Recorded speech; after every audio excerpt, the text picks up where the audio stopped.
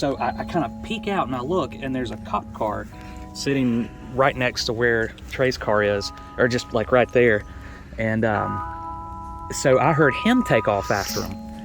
So I'm gonna show you guys where I grew up, the house I grew up in. That was my neighbor. Her name was Morgan. Nice. And that's it. That's the That's house. the house. Little house. I jumped off that little carport so many times onto my trampoline, and sometimes just straight up onto the ground just to make sure I could survive it. And we had some friends who lived. So a guy named Kyle lived there. Went to school with him. Didn't like him. And if you'll turn to the left, I'll show you the convenient Today, Junior.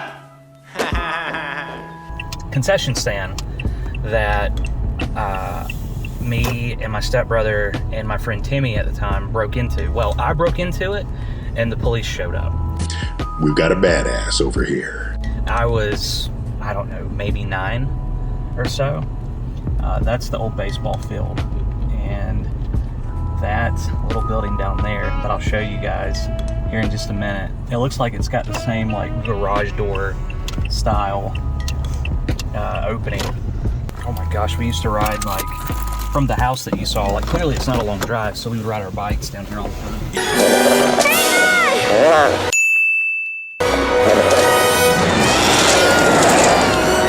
I walk up to it and it's locked, so I push it open, and it's so weird like being like right here. I push it open and just managed to squeeze. I wasn't that big around as a child, so I managed to squeeze in, and I'm standing there, it's all dark, and they're like, what do you see? I'm like, well, nothing. You understand? I'm in the dark. And then it wasn't a minute after that, I hear those two take off running that way. And I'm like, what's going on? So I kind of peek out and I look, and there's a cop car sitting right next to where Trey's car is, or just like right there. And so I heard him take off after him. Well, maybe 5 minutes goes by, and I hear a very out of breath deputy walking back up. He couldn't catch him. That was hilarious to me. So I'm standing in there thinking, well, what do? I can't be in here all day. Maybe I should just turn myself in. What? Like maybe I need to go out. So instead of saying hello or anything like that, I just kind of start crawling out.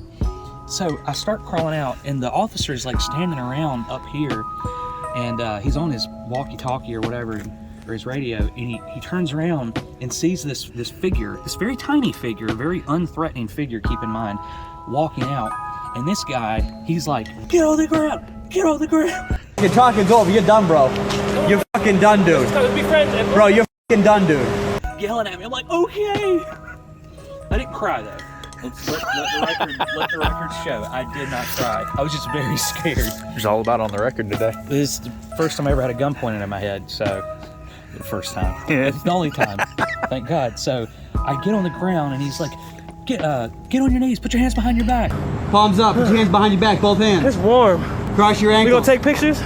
Stay just like that. I'm like, okay. And he goes, get on the ground. I'm like, what? I'm here. Like, get on the ground. So I like kind of roll and face plant, sort of. Like, dude, I'll do whatever you tell me to. My safe word is pineapple juice.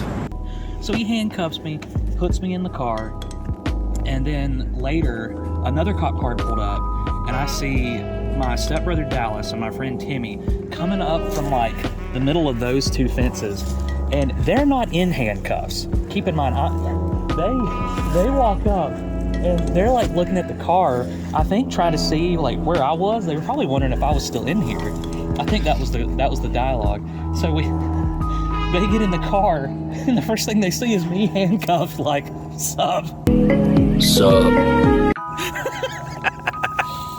they get in, my mom and stepdad come down, Timmy's parents come and pick him up, and my mom was just furious. I am absolutely disgusted!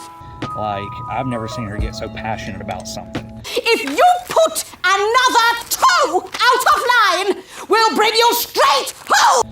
She was just so freaking angry.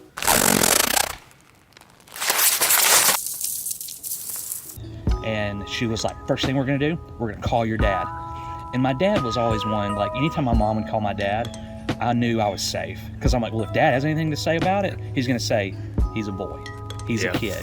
They do stuff like that. He is the opposite of a snowflake. So I call him when I get home and she's like, tell him what you did. Tell him what you did. And I told him and he was like, why'd you do that, son? I was like, I just wanted to see what was inside. He goes, well, what'd you find? I'm like, nothing. He goes, well, some good that did. So he goes, well, remember that go-kart I told you I was going to get you for Christmas?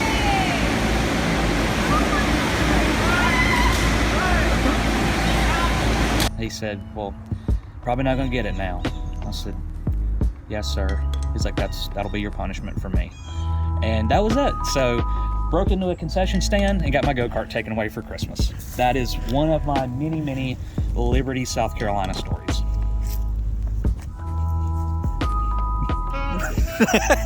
We're done. You're done. You're done.